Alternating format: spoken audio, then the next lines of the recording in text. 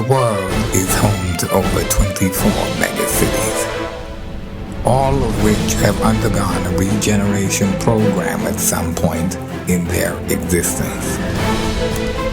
With over 7 billion others around the globe, cities and living environments are constantly changing.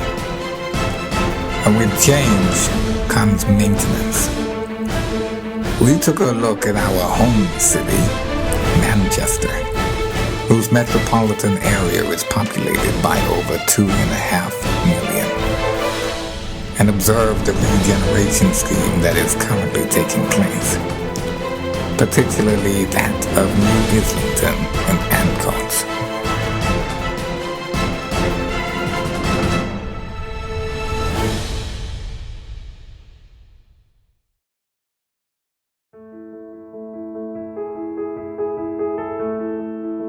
Around the UK, a multitude of cities are being rebuilt to suit the modern era, while still preserving the culture of the area. Cities such as Birmingham, Liverpool and Leeds have already undergone their regeneration programme, but a quintessential example of this closer to us, in Manchester, would be the scheme going on in the east of the city, in particular that of Ancoats and New Islington. Throughout this short documentary, we will highlight the key points of the scheme and our opinion as to whether or not it has been successful.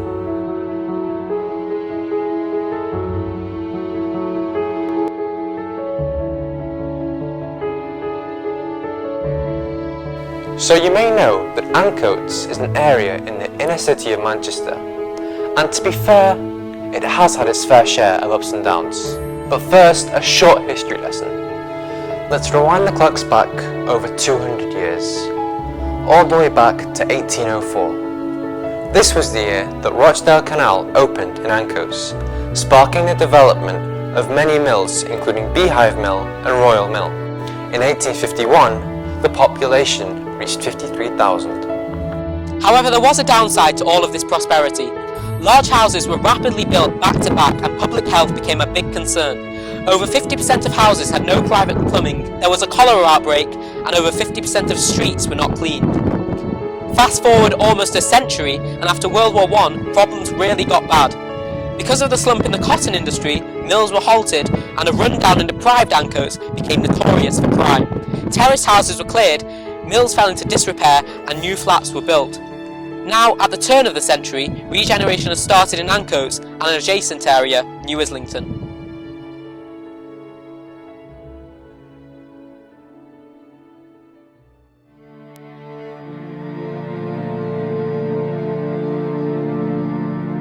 Not many decades ago, you probably would have been carted off to the Royal Infirmary had you told any Mancunian that you were planning to buy a property in Ancoats.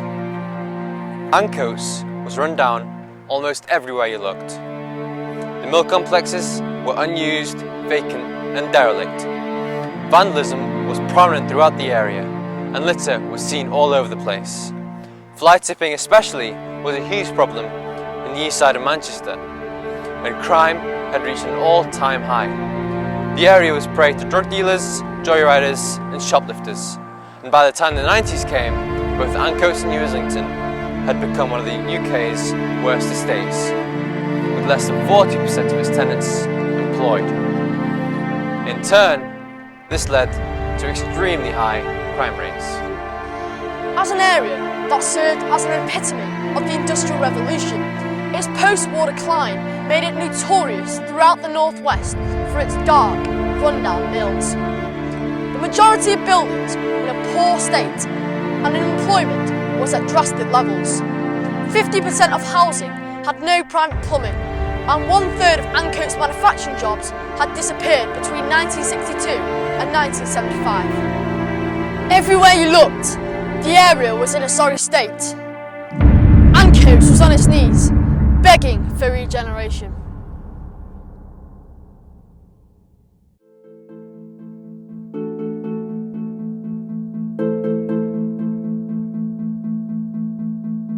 Over the past few years, the New Islington and Ancoats area has had many stakeholders involved in regenerating and rebranding this area of Manchester.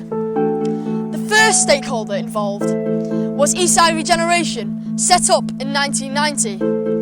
Eastside Regeneration subsequently went on to spawn the formation of the Ancoats Building Preservation Trust in 1995 and the Ancoats Urban Village Company in 1996. Although the aims of these companies have stayed roughly the same, the main stakeholders involved in the regeneration of this area have changed.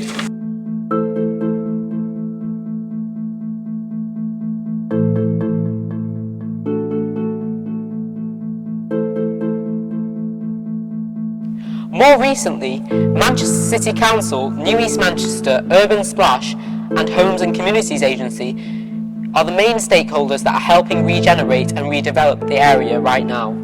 Last year, however, the North West Regional Development Agency shut down. Fortunately though, it's passed on its £500 million assets to other government agencies and departments. Collectively, the main aims of the stakeholders are to increase the environmental quality of Ancoats, for example the number of green spaces, rebuild the economic base in the area, for example financial employment opportunities, improve facilities and create good quality housing that is affordable, improve roads, parking and transport links, and finally improving school and education to offer support to the community, for example supporting education and training programmes. The area's industrial heritage has played a large part in this regeneration. The city's large industrial nature is owing to the Industrial Revolution boom that happened in Manchester during the 18th and 19th century.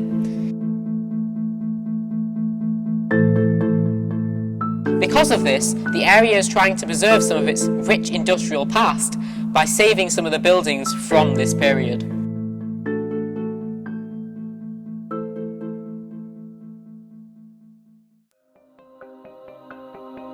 Although many of the historically significant buildings in Ancoats are protected from further development in order to preserve the industrial heritage, there has been significant change. So what regeneration has actually taken place? Well, one project that has been undertaken is the all-new MM2 apartment complex, completed in early 2003. The complex consists of 90 Italian-style Art Deco apartments, and the ground floor of the complex is home to 2 upmarket furniture retailers. Another community project in Ancoats is called Sarah Village. Although this is yet far from completion, a diverse range of innovative apartments are to be built. The aim is to create a self-contained community with housing, businesses and other public buildings such as churches, etc.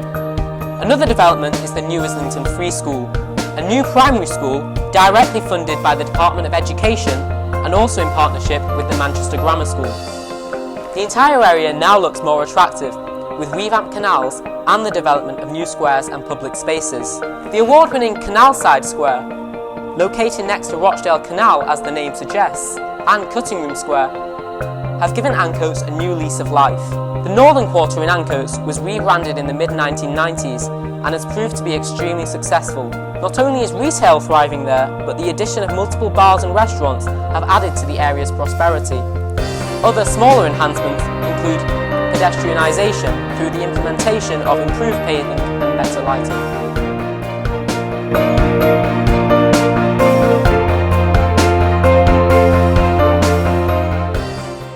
There are 2 ways to view the outcome of regeneration currently taking place in Ancoats. As of 2010, Ancoats was ranked in the top 1% of deprivation levels, making it one of the most deprived in the UK. However, regeneration has recently started in Ancoats and is still underway, despite having numerous projects cancelled due to the recession. We hope to see an improvement in Ancoats in the years to come.